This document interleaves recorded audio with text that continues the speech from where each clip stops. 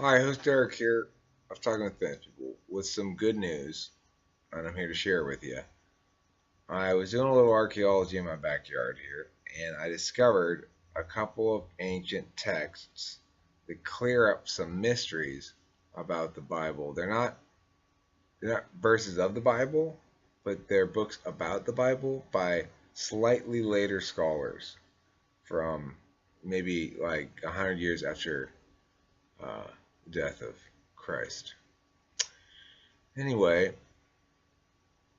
these books reveal a lot of good information that clear up some of the inconsistencies in the Bible. I'll show you the books later, but I don't have them with me right now. But they're over there. I don't want to go get them. But I remember what I read, so I'll tell you about it. Uh, One of the first things that clears up is this whole mystery of the land of Nod. Now, a lot of people wonder if Adam and Eve were the first two people, and they had Cain and Abel, and then later on, Cain, Cain gets a wife from the land of Nod. Well, where did they come from? Okay, so what these later books that I'm talking about tell us is that, in fact, God started 6 distinct gardens. It was part of a community outreach program he had for some sort of, go organic, go raw kind of a thing. They got over it for a while, humanity did, and then we got back into it again.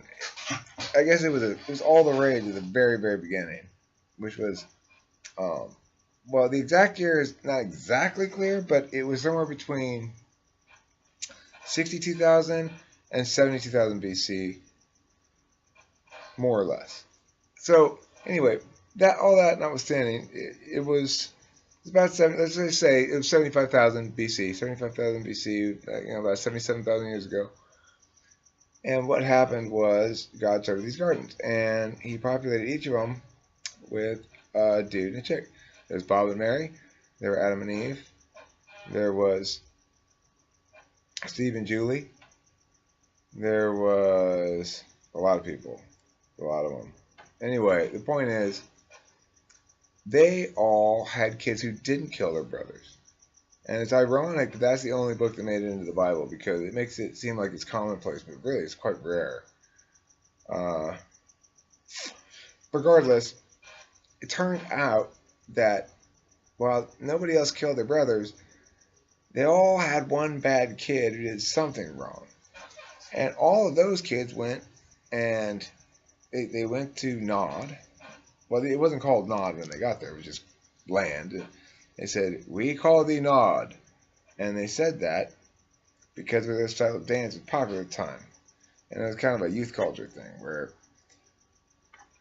they discovered various intoxicating elements in the world and had gathered them in a big pile and did them all in. And, got a little evil, as they say. So the ENTP was there disapproving of the evil, but you recall he was the one who unleashed it upon the world, so to speak, but he didn't actually have anything to do with it. It was actually that chick, Mary.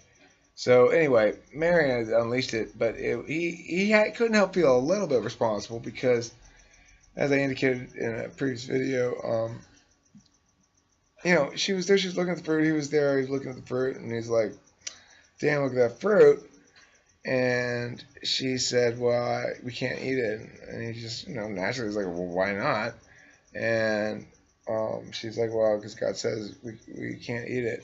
And so then he questioned her a little more, and he revealed that, in fact, she could. So it's like, well, did he say that you are unable to eat it? Did he say you are not allowed to eat it? Did he say you can't eat it, like you're not able to, or you shouldn't eat it, like it'll cause you cancer, or what? Is he been clear at all? And he just, it's not his fault that God didn't make himself clear to the chick about what she was and was not supposed to do.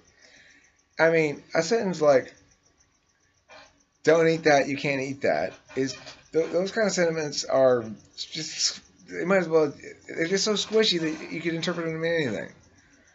So anyway, the ENTP really pointed that out, and the chick was, appropriately swayed neither of them anticipated this sort of outcome, and they both feel very bad about it. He's sure. Now, anyway, back at Nod, um, he doesn't really like the debauchery, but he has found people more open to having some interesting conversations, and he's been filming it and making videos for YouTube because he knows, he's hopeful anyway, he's got his fingers crossed, that with a party this big, kind of going off, if he can get the word out that he's got videos of people from the party and stuff, then maybe people are going to come watch it. So anyway, he's filming and he's interviewing people. He's saying, like, what brings you to Nod? He's not my kind of ENTP. The ENTP in this story, he's more of he's got a little bit more S to him, and he's a little more fake. So he's always playing different characters wherever he goes. So he kind of morphs into a little bit of a con man kind of guy, you know. And so he's like, "Yeah, bruh," because he's trying to play it up to the other guy, right? "Yeah, bruh, what brings you to Nod?" And he, the other guy is like a young, kind of douchebaggy guy. He's like, "Chicks and drugs, woo!"